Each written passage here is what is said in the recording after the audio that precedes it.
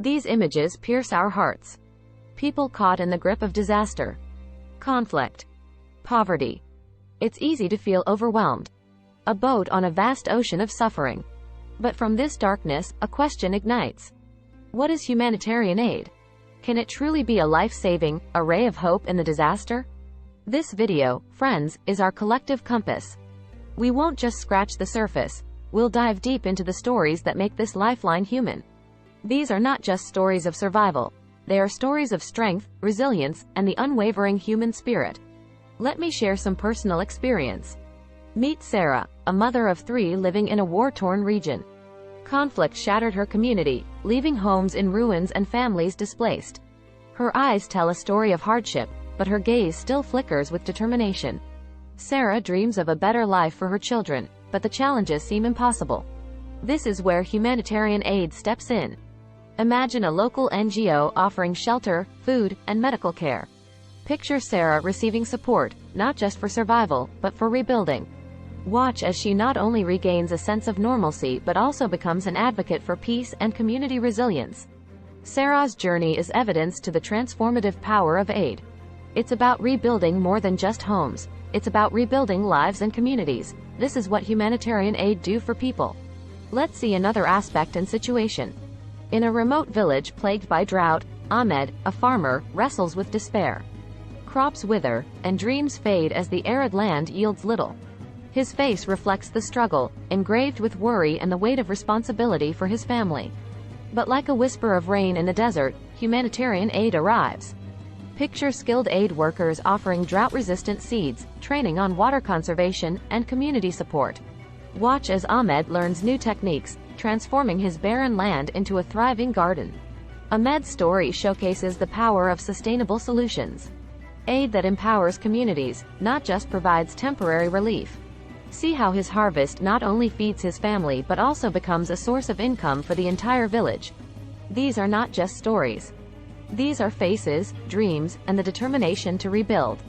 It's these personal stories that remind us why humanitarian aid is not just a concept. It's a lifeline that breathes life back into shattered communities.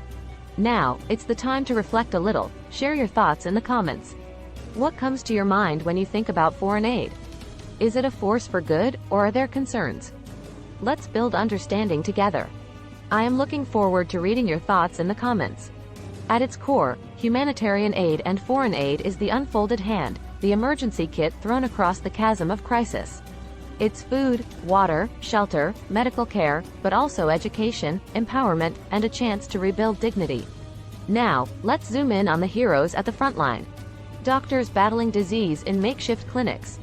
Engineers constructing bridges over despair. Teachers coaxing smiles back onto children's faces. These are the heroes working in the difficult zones, the embodiment of solidarity. Let's take a moment to celebrate their courage, dedication, and the impact they have on countless lives.